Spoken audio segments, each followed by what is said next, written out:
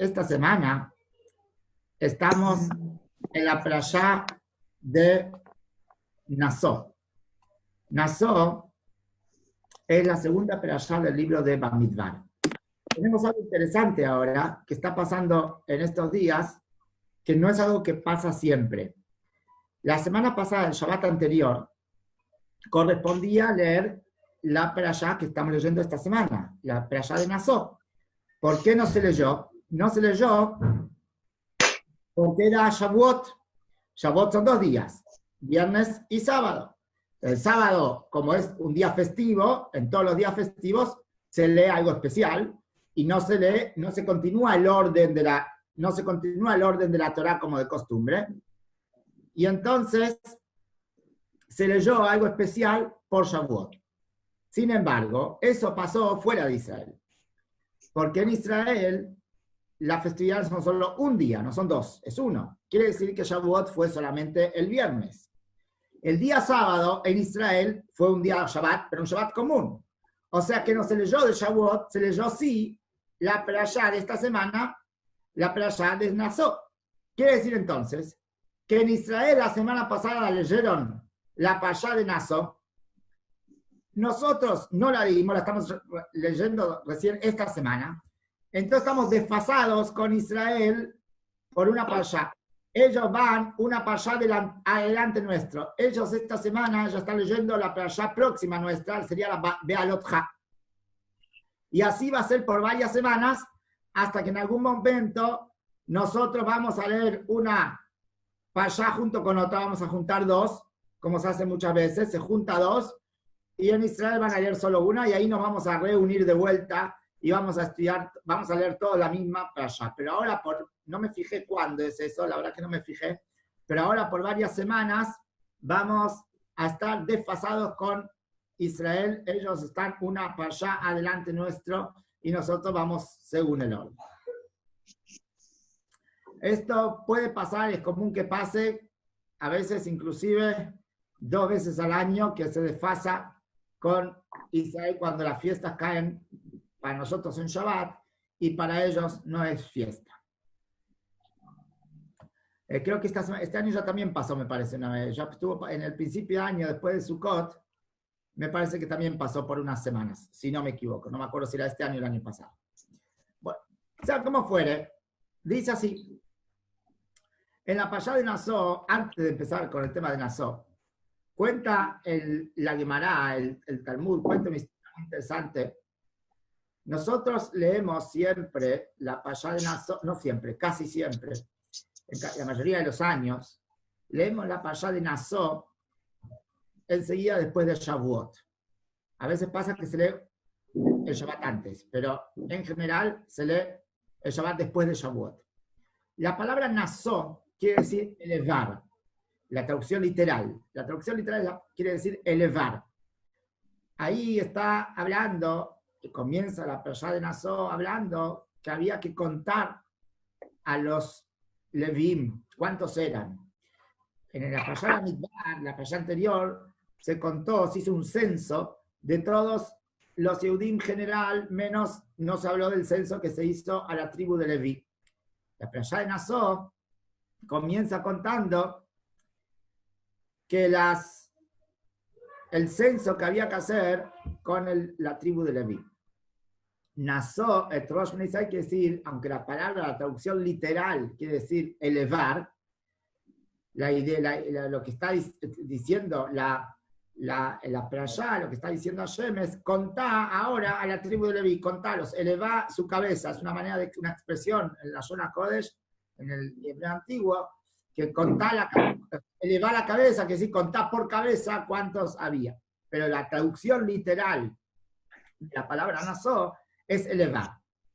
Obviamente hay un contexto, perdón un segundo, sí, hay un contexto que más allá de que la intención es de la parashá es decir, la intención de Hashem es decir que cuenta al pueblo judío, a la tribu de Leví. Igualmente, si la Torá utilizó la palabra de elevar, quiere decir que hay también un contexto en elevar. Y esto dice así, cuenta el Talmud, que cuenta el Talmud, había un gran sabio que se llamaba Rabbi Yosef. Rabbi Yosef era ciego, era una persona ciega. Sin embargo, a pesar de su ceguera, cuenta la Gemara, toda la historia, cómo él hacía para estudiar, que alguien le leía y él así aprendía. Él fue un gran sabio y enseñó, él fue un estudioso de la Torá muy, muy grande. Y él decía algo interesante, él decía, cada vez que llegaba Shavuot, el día que se festeja la entrega de la Torá, ahí estamos, él hacía una fiesta. En el día que se entregaba la Torá hacía una fiesta. ¿Por qué? Porque, perdón, sí, hacía una fiesta. ¿Por qué? Porque él decía, si no fuera por la entrega de la Torá, que era un gran sabio, si no fuera por la entrega de la Torá, ¿cuántos Yosef, él se llamaba Yosef, cuántos Yosef hubiera en el mercado? Como diciendo, era una persona ciega, una persona discapacitada, una persona que lamentablemente en esa época no era como hoy en día, que hay tanta amplitud para la gente discapacitada. Lamentablemente en su vida, siendo un discapacitado, ¿qué oportunidades hubiese tenido en su vida? Entonces él decía que gracias a la Torá, él hoy en día es quien es, fue un gran sabio, no solamente que era un gran sabio, tenía un montón de alumnos y fue una persona muy respetada, una persona muy importante. Entonces él decía, si no fuera por la entrega de la Torá, ¿cuántos Yosef hubiera en el mercado? Como diciendo, yo hubiese sido uno más del montón y no se hubiese podido destacar en absolutamente nada por su condición que tenía de ciego. Y por eso, así cuenta el Talmud, que cada vez que llegaba Shavuot, él hacía una fiesta para todos los sabios, para la familia, para agradecer a Hashem por la Torá, que eso fue la que le dio una oportunidad en su vida. Sea como fuere, la palabra nazó, que quiere decir elevarse, justamente el contexto es, y se lo lee después de Matan Torah, después que se entrega la Torá, después de Shavuot, porque la Torá lo que hizo fue elevar al pueblo judío, al pueblo de la Torá, a otro nivel completamente, a otro nivel intelectual completamente. ¿Por qué? La virtud, así explican los libros sagrados, la virtud de la Torá, independientemente que es algo impresionante, pero más allá de todo, la Torá lo que tiene, estamos hablando de toda la Torá, ¿sí? La Torá escrita, la Torá oral, lo que es el contexto general de la Torá, es una ciencia divina. No es una ciencia humana. No es el estudio de una ciencia humana, no es biología, no es geografía, no es matemática, no es idioma. Más allá de toda la importancia que tiene el estudio de diferentes ciencias, todas las ciencias son intelecto humano. A diferencia de la Torá es un intelecto divino. Es como Hashem entiende las cosas. De hecho, por eso hay muchas mitzvot de la Torá que no las entendemos, no las comprendemos. Pero no es el problema que nosotros no somos suficientemente inteligentes, sino que Hashem tiene otra manera de mirar las cosas, otra interpretación de lo que es el mundo, otra interpretación de lo que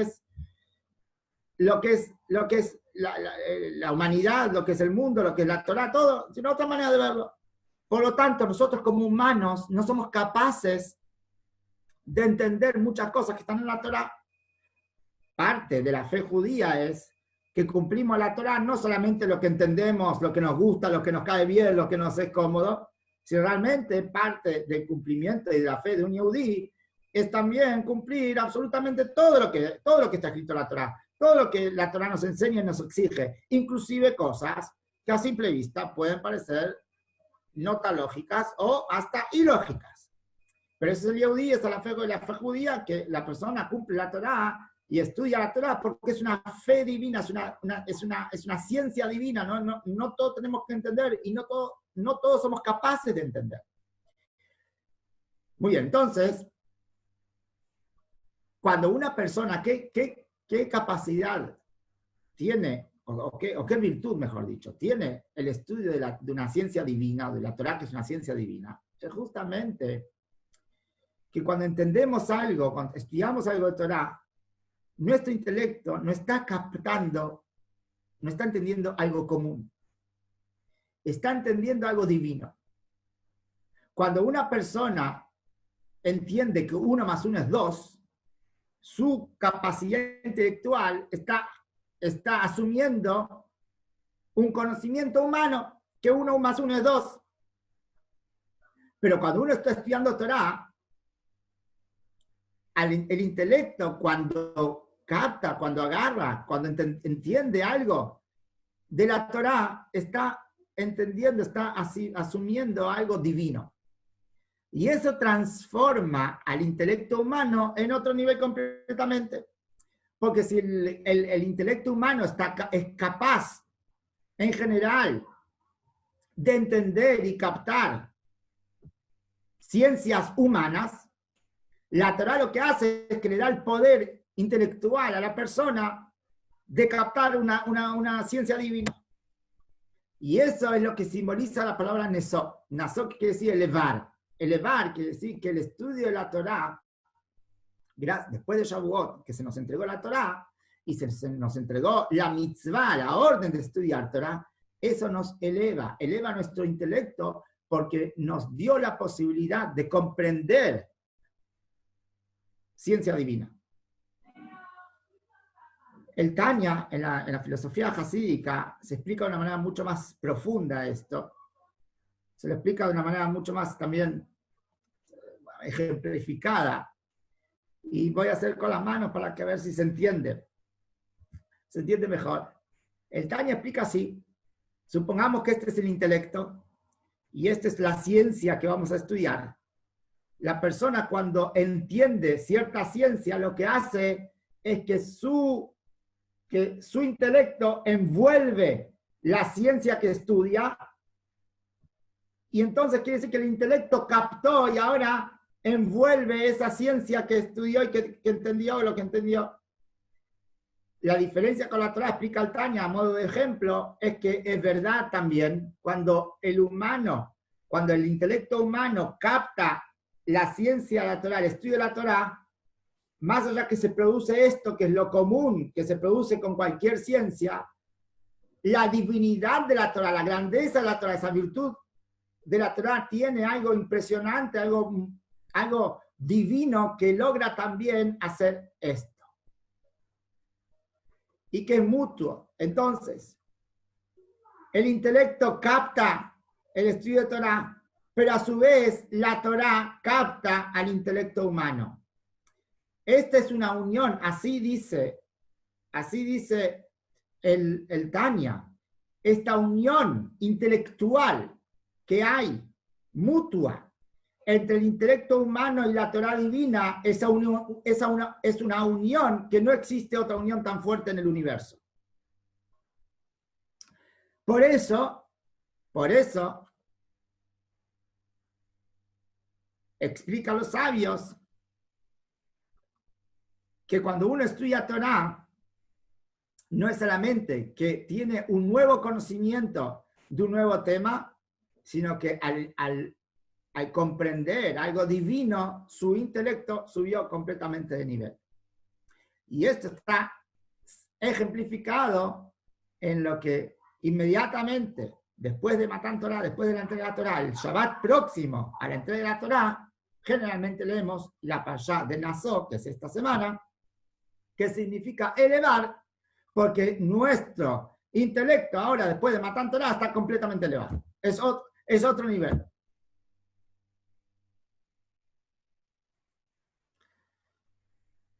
Un punto más interesante que tenemos en esta parashá.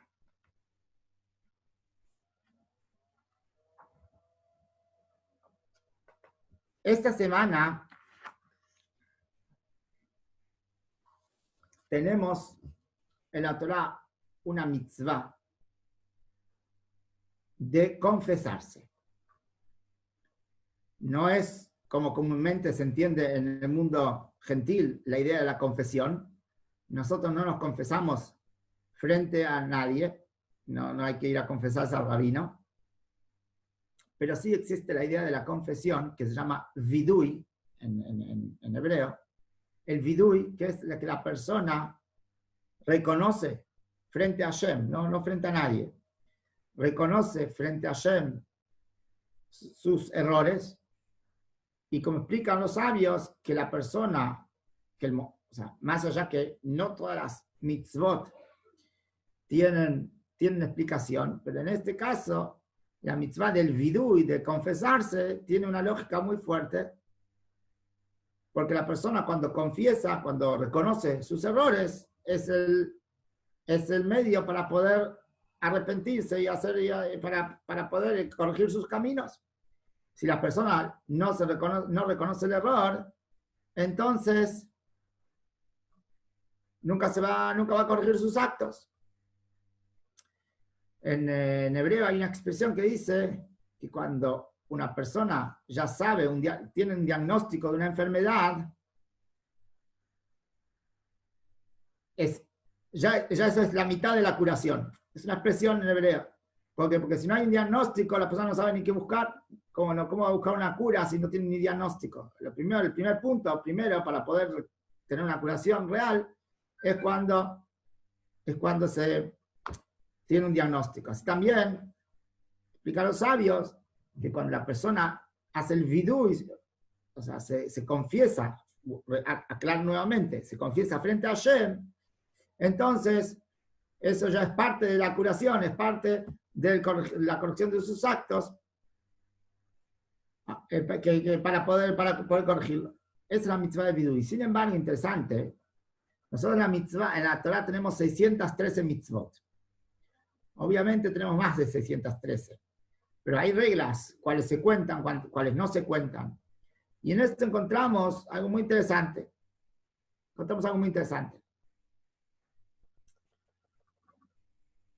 El Maimónides cuenta la mitzvah número 73. La mitzvah número 73, confesarse. Es una mitzvah, la cuenta como una de las 613 mitzvot que hay que confesarse. Sin embargo, la mitzvah, que es arrepentirse, no la cuenta como, no está entre las 613, no hay una mitzvah de arrepentirse. Hay una mitzvah así de confesarse, no de arrepentirse. Una persona, independientemente que se confiese o no, la persona cuando comete un error, tiene que arrepentirse. También es una obligación. Tenemos que arrepentirnos de lo que hacemos. Si hacemos algo mal, nos arrepentimos. Pero eso, el Maimónides y otros sabios de los que cuentan las 613 mitzvot, no lo cuenta como mitzvah, pero sí el confesarse. Y acá preguntan todos los comentaristas, ¿por qué es esto? ¿Por qué no está contado entre los 613 preceptos? ¿Qué tiene la mitzvah del arrepentimiento? ¿Qué tiene que no es contada? Y existen estas tres explicaciones, tres opiniones, por qué la mitzvah de Teshuvah, o sea, del arrepentimiento, no está contada entre las 613 mitzvot. Y a diferencia del confesarse, que sí, es una de las 613. La primera explicación es varios comentaristas que explican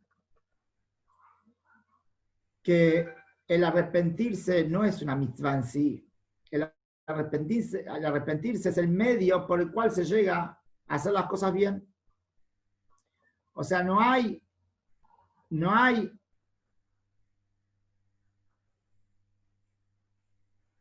una obligación. La mitzvah no se cuenta como mitzvah el medio que se usa para llegar a la mitzvah.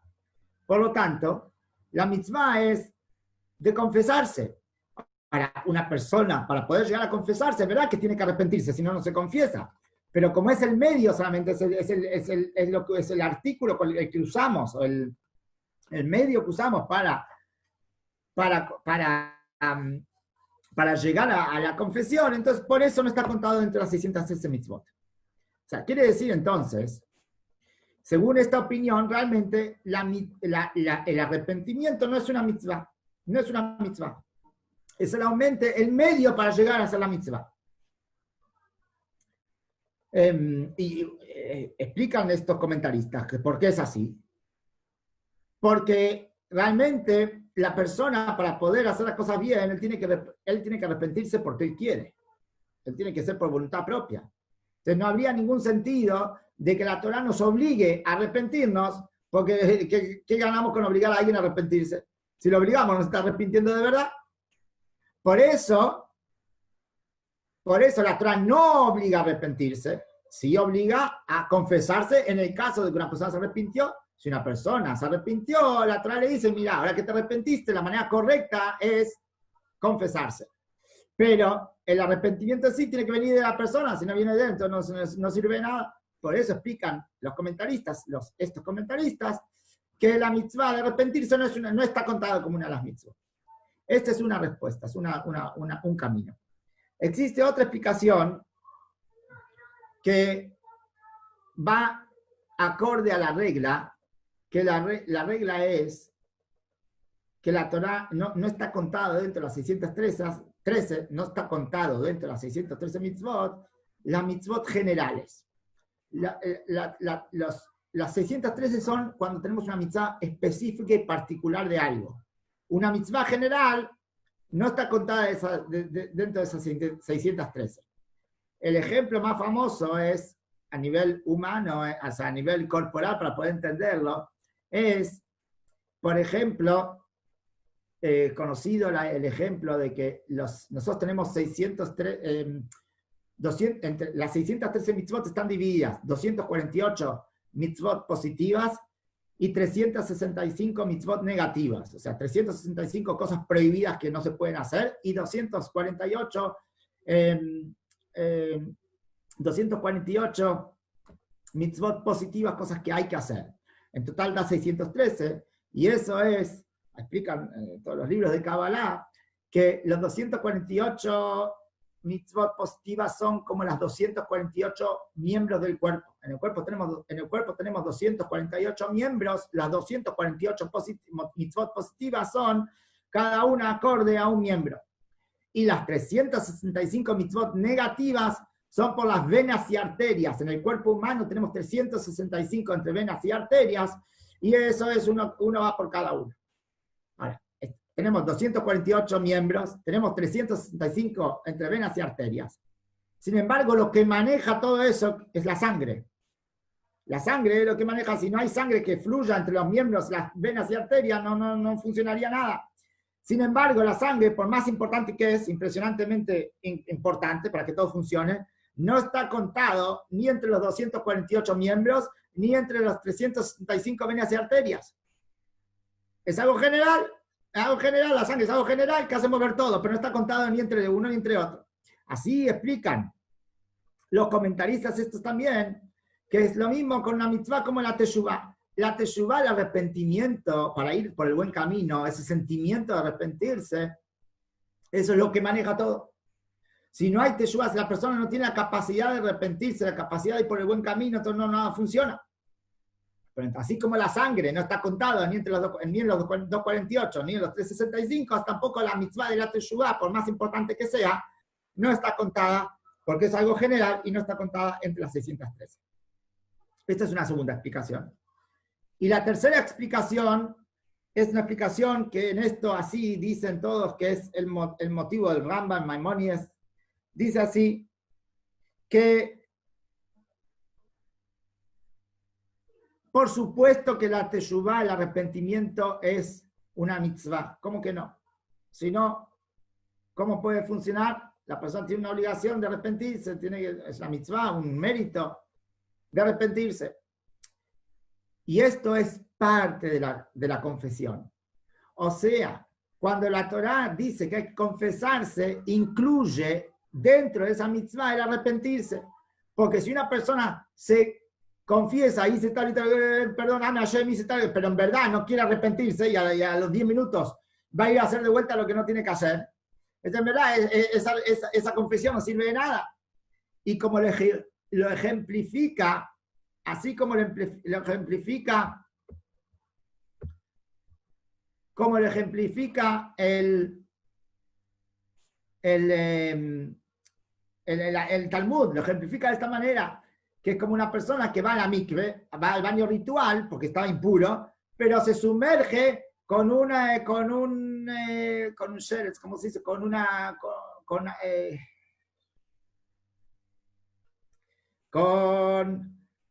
ratón. Hay ocho animales, sí. Hay 8 animalitos que son impuros. El ratón es uno de ellos. Entonces, lo mismo que se sumerja en la mikve, en el baño ritual, con un ratoncito en la mano. No sirve de nada porque está impuro, porque se está sumergiendo en la mikve, se está sumergiendo en el baño ritual, pero sigue estando impuro, no sirve de nada. Así lo ejemplifica el Talmud, lo mismo a una persona que va y se confiesa a Shem y dice esto y esto, pero la verdad no se arrepiente y en 10 minutos va a hacer lo mismo de vuelta, no sirve de nada. Por eso, así explican los sabios, estos comentaristas, parte de la confesión es el arrepentimiento. Por lo tanto, obvio que aunque no se especifica la palabra arrepentimiento en la mitzvah, pero igualmente, obviamente, que cuando se cuenta la mitzvah de confesarse, que es la mitzvah número 73 del Maimónides, esto incluye el arrepentirse, porque una persona que se confiesa sin arrepentirse no sirve absolutamente de nada. Y es más, explican estos comentaristas, explica más todavía. ¿Y por qué se nombra el confesarse y no se nombra el arrepentimiento, si las dos son parte de la misma mitzvah? Por algo muy simple, que todas las mitzvot se nombran la acción, no la intención. El arrepentimiento es una intención, algo en el corazón de la persona, es en la intención. En cambio, el confesarse es una acción, es decir, confesarse, es arrepentirse, es decir que está confesando lo que hizo mal. Por eso, la regla es que siempre nombramos el hecho, la acción. La acción es confesarse y no se nombra al arrepentimiento, que es un sentimiento. Pero que seguro que ese arrepentimiento, ese sentimiento es parte de la mitzvah, en eso no hay duda. Entonces, cuando una persona se confiesa, eso va junto con el arrepentimiento y los dos son una mitzvah, son los dos partes de esa misma mitzvah. Es algo interesante, más allá de que es algo muy a nivel legal, en toda la explicación de la playa, son obviamente temas muy interesantes para entender un poquito cómo funciona el conteo de las mitzvot de la Torá según los diferentes comentaristas y los diferentes contadores que hubo en la historia de la Torá. El Maimónides es uno de ellos. Bezat Hashem, todavía no lo dije al principio, pero lo voy a decir ahora. Este shiur es en mérito que Bezat Hashem tenga refuah shlema, pronta curación, la señora Haya Sara Bat Perl, que tenga pronta curación. Hoy justo le dieron un resultado muy no bueno en un estudio, así que bueno, que tenga pronta curación, Bezat Hashem, que dar adelante ante todo como corresponde. También, ya de paso, vamos a nombrar a mi abuela, también que sea en Leilun Nishmat, que sea que la elevación del alma de mi abuela que falleció ayer a la noche. Tengo interesante, ya no lo dije hoy, pero lo voy a decir ahora en el grupo, que mi abuela nació y falleció en el mismo día. En el mismo día, en la misma fecha. El 10 de Sivan. 10 de Sivan nació y 10 de Sivan falleció. Y eso en los libros sagrados se muestra como algo muy importante, algo muy imponente, que no cualquier persona tiene el mérito de haber nacido y fallecido en el mismo día. En la historia hay, Baruch Hashem, muchos tzadikim. Uno de ellos fue justamente en Shavuot, David Amelech, el rey David, nació y falleció en Shavuot. Lo cual está destacado, no es algo así nomás, así que bueno. Y como dije hoy para los que me hablaron, que le dije, de que en algo tenemos un mérito como nietos de Baruch Hashem. Mi abuela dejó acá, por ahora, en vida, pasó los 40 entre nietos y bisnietos, así que Baruch Hashem, todos en el camino de la Torá, en el camino de las mitzvot, así que sí, sin duda es un gran mérito, y nosotros como nietos y como los que quedamos acá, esa es nuestra gran enseñanza, el gran valor que eso tiene.